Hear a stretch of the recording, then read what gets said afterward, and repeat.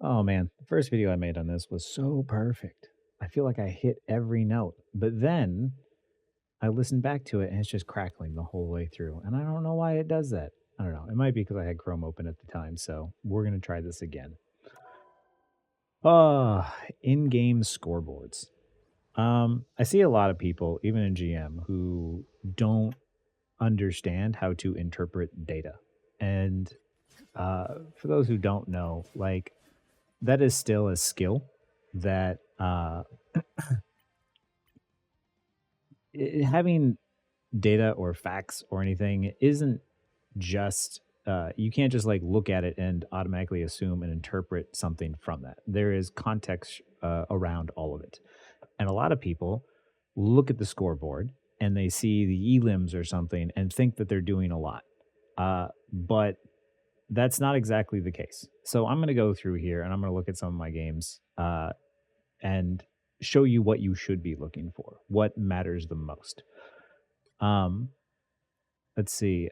I'll reference this game and this one. Okay. So for the most part, when you're looking at a game, the number one thing you want to look at the most is the deaths. It's not even necessarily the elims, but the deaths. The deaths are telling you how often someone is contributing to the fight. And it doesn't, like looking at the scoreboard, it doesn't necessarily tell you who died first because that is also relevant. Because the moment that you lose one player, you are now in a 5v6 and you need to make up for that lost player, but you are at a disadvantage, right? So even if everyone on the team had one death or two deaths, let's say, but the same two people died first every single time, or the same person died first every single time, those deaths always happen after the domino effect of losing the first person. Uh, so a lot of times when you're looking at just as a scoreboard alone, it's not enough to tell you that like, you did something, there's something necessarily like super wrong or there's one person at fault. Uh, like if I looked at the enemy team's statistics here, I wouldn't exactly be able to say just by looking who was not contributing enough or who was struggling, right? I wouldn't be able to pinpoint one person specifically. But on our team, I can look and see that everyone else has got 5 or 6 deaths. I have 2, and this person has 12. Now I know because I played this game, this person had a lot of really big ults that worked well with Groot.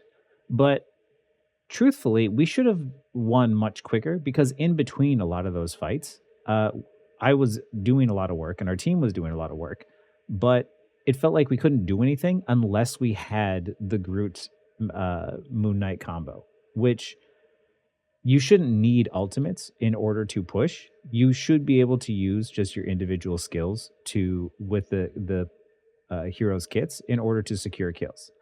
Uh, and here I can see that for whatever reason, this person dies way too frequently. And when I watched the replay back, a lot of times he was dying first.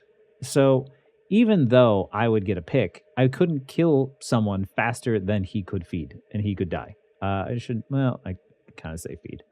And that puts us at a disadvantage. Now, I'm glad that we won this game, but it is a problem. And this is something you can look back on and be like, you know, our team is having too many deaths. And the game is about objectives. You don't need to have kills. You could literally just sit there and stall forever and never let them cap and then only get kills at the very end when you want to secure the point.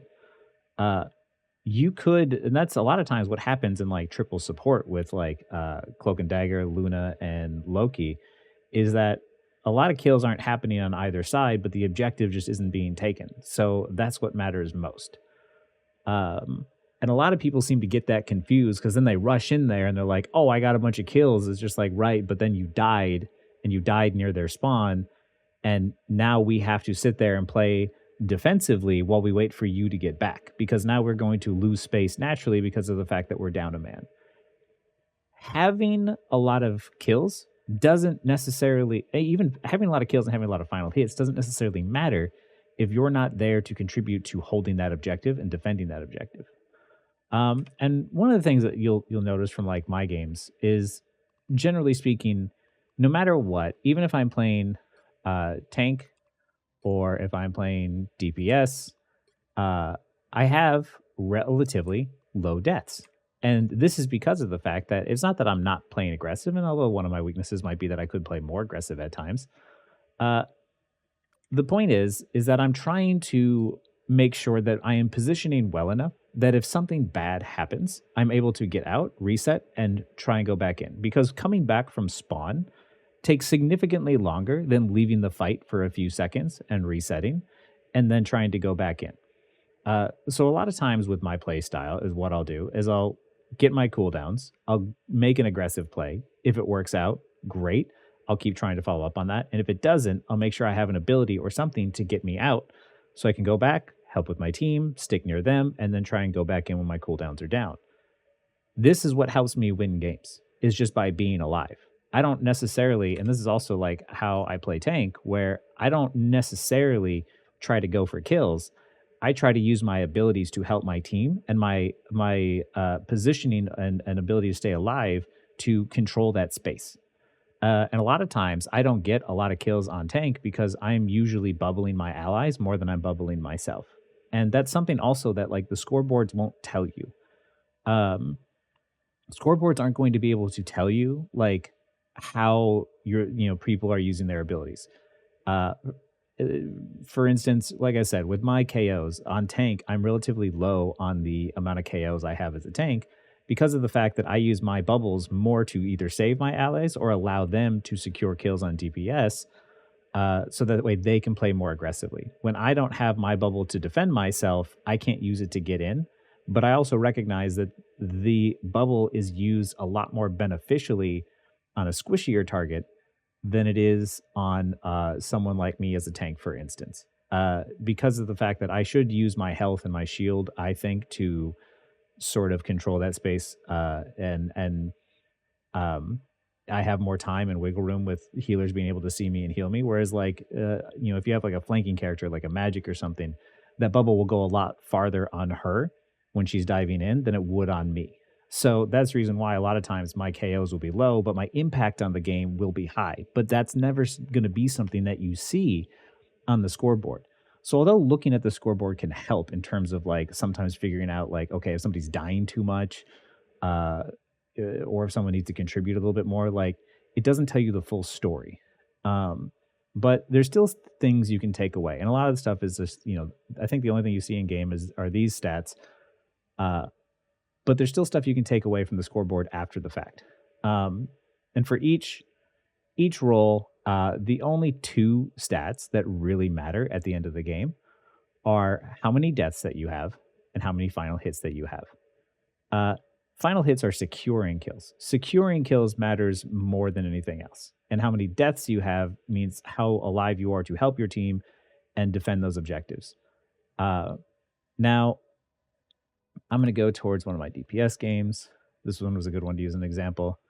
Here's one where I'm 29-3, and the KOs or the elims, they only account if you do some amount of damage, right? If you do one damage, you get a part of the KO. So it's hard to determine how much value these KOs are giving you. But it just says that I was part of like 29 different separate kills, but I secured 17 of those final hits. Technically, Storm secured more final hits than me. So you might be thinking to yourself, like, okay, well, that means Storm was doing better, right? Not necessarily. When you look at the damage, now my damage is low. And some people look at the damage number and they're like, why is your damage so low? And it's like, well, because any damage that doesn't lead to securing a kill through a final hit is just damage that feeds their support ults. So even though I have 16,000 damage and 17 final hits, that means for every 910 damage or whatever it is, I was securing a final hit. Whereas Storm dished out 23,000 damage and got 18. Technically, yes, she got more final hits, but she was also feeding more of the enemy support ult charge. Now, this isn't a knock on the Storm player. Storm is not an assassin. She has to sit farther back and she has to hit who she can. She builds her ult and plays off of that. So she's naturally going to dish out more damage than a Psylocke player is. So when you're looking and being like, why doesn't this character have a lot of damage? They're not contributing enough. it depends on what that person is trying to do. If that person is trying to secure squishy kills or pull the attention of squishy heroes, uh, then they're not going to have a lot of high damage. And flankers typically shouldn't or don't have a lot of damage in comparison to certain other DPS that can poke from farther away. So when I'm playing Psylocke, I'm trying to go for assassination kills. I'm trying to cloak in, find someone who's not paying attention, assassinate them, and then get out and then repeat that process. I don't want to dish out a lot of damage in hopes of pressuring someone back and securing a kill. I want to go in quickly, snag a kill when they're not paying attention, and then leave. But generally speaking, that's how you can determine how effective each person is at the damage output they have, along with the kills that they secure. So that's how you sort of take a look at all of this between all the different roles, right? Um, and for each role, deaths is across the board something you want to pay attention to, but um, damage DPS heroes will have higher elims, of course. Supports the elims and assists don't really track well. There's not much you can take away from that. Um, but most importantly, I think like your DPS heroes are generally a lot of times going to have higher deaths because of the fact that they are squishier targets, um, and they have to take more aggressive angles. So they might naturally have a few more deaths. The other two roles, though, tank and support, need to have much lower deaths. And the reason for that being is that when a tank dies, your team loses space dramatically. It's very difficult to hold space without a tank. I'm sure many of you have probably realized if you only have one tank and that tank drops, how much more difficult it is, or how difficult it is to deal with an enemy tank yourself when you don't have one. Um, and because they have such large health pools and lots of defensive abilities, generally speaking, they shouldn't die very often. And supports, because of their positioning and how they position at the very back, they shouldn't have a lot of deaths either. Like, if the supports aren't there or if the supports are dying too much, you can't sustain through those fights in order to overtake the enemy team to get the objective, right? So these two roles especially should not have very high deaths. And even when it comes to like healing numbers, healing isn't necessarily the most important number to have, right? If I see a support on my team who has lower healing numbers, but has a significant more final hits than the other supports in the game, uh, I would take that over someone who has, just default high healing. I'm not mad when my supports, heal me a bunch and keep me up. But the truth is like when I'm taking a duel with someone, sometimes it's better to uh, use that opportunity to deal damage to help me secure the kill and then heal me afterwards than it is to just keep pumping healing into me.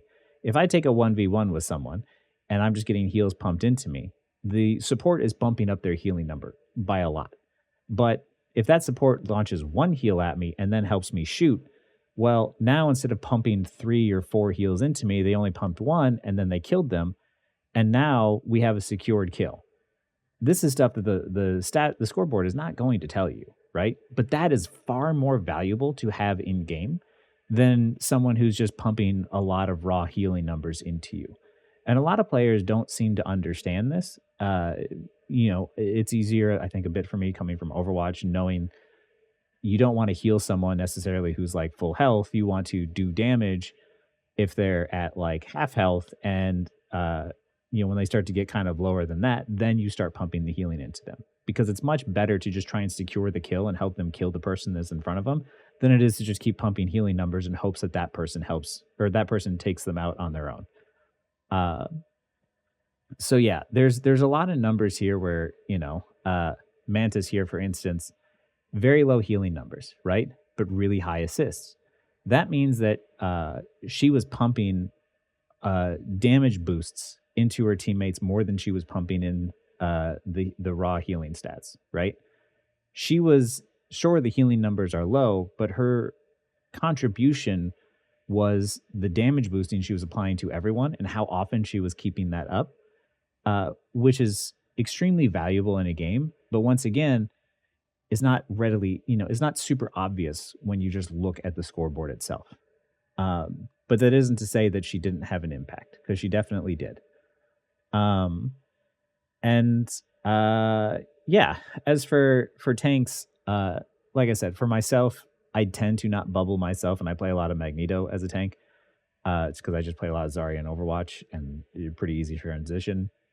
I generally, even the times that like I play tank, I don't get a lot of high elims or even a lot of high final hits because of the fact that I will always opt to save my bubble to either protect an ally to keep them from dying or to enable my allies to secure those kills.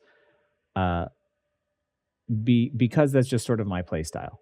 I don't feel confident enough on Magneto to secure a lot of those kills, but I do feel confident enough in my ability to stay alive and hold that space and enable my team to do more.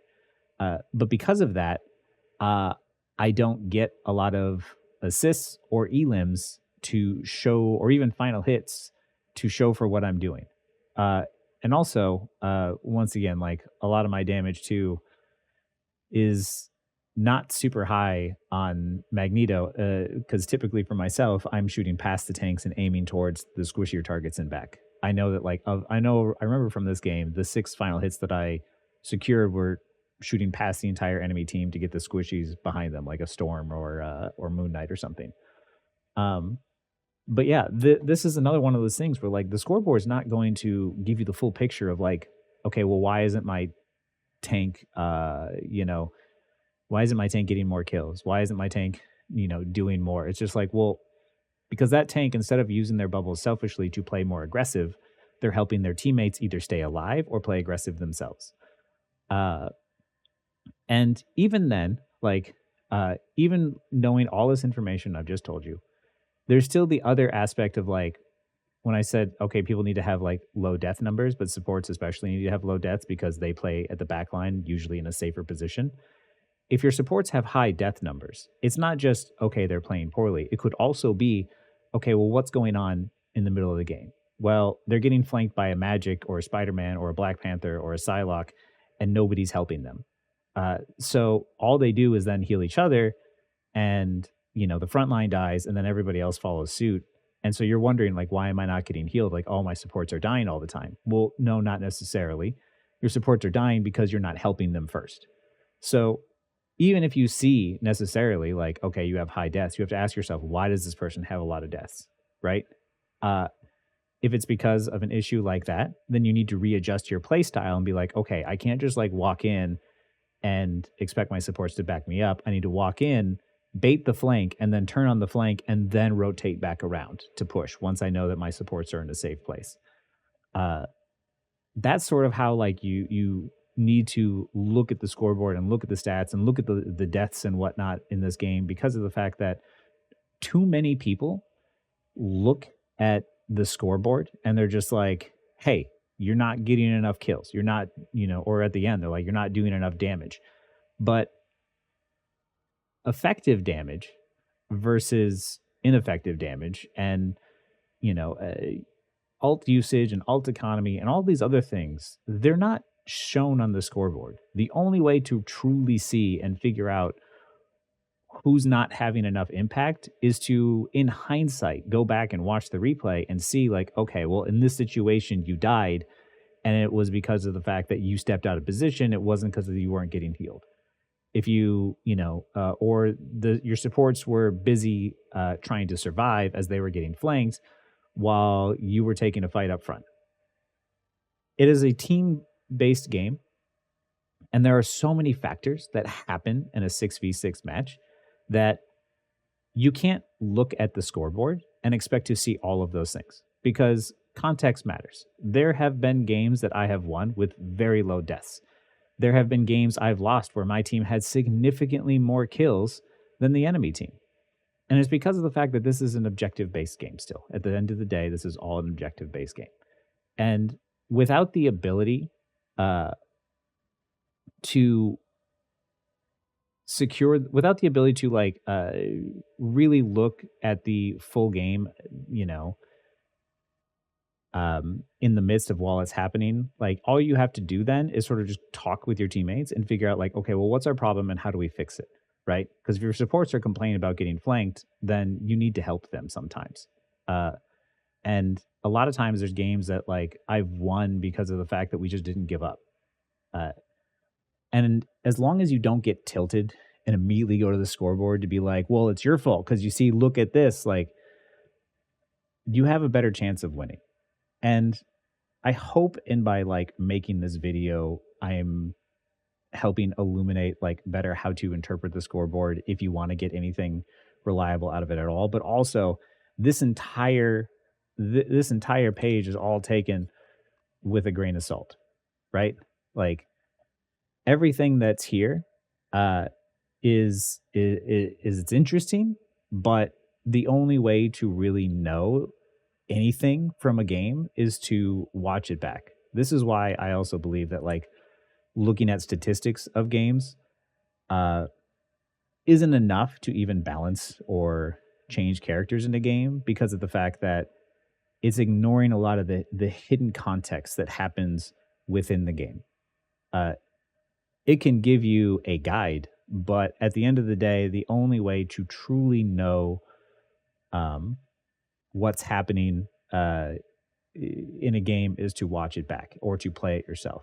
And uh, anytime someone wants to come at you citing the scoreboard or whatever, like I just want you to pay attention. Like if it's in game or something, don't listen to people when it comes to, like, oh, how many kills you have or how much damage you output. Like focus more on, okay, well, how often were you alive? Right? How often were you contributing to the fight and helping your team out? Uh, because that matters a lot more than just feeding your butt off to try and get kills, but then die in the process when, if you solo out someone or if you solo ult a team and say you secure 3 kills, but your team has already died and coming back from spawn, yeah, you have more kills for that one death, but it ultimately didn't amount to anything because you didn't use it at the right time anyway. So, you know, eh, even necessarily securing kills isn't always helpful. It all depends on the timing and the context of the situation. But yeah, anyway, I hopefully this is like helpful to people in better understanding like okay, like how to read the stats or how to interpret the stats, but uh please, don't just look at the scoreboard after your games are done. Sort of watch it back, watch your games back and see if there's anything you could have improved on. Because ultimately the best way the thing that you really ultimately have control over more than anything is how often you're alive in games. Um, and that one is the most important one because I would much rather my teammates uh, try to stay alive and give up ground if they misplay a situation so we can go back in a few seconds later than to risk dying and we have to wait 20 seconds to regroup and try again. So yeah, hopefully this was helpful. Because I know a lot of people cite scoreboard even in GM all the time and completely misunderstand like how to read the scoreboard. So hopefully this clears up some confusion for everybody of all ranks.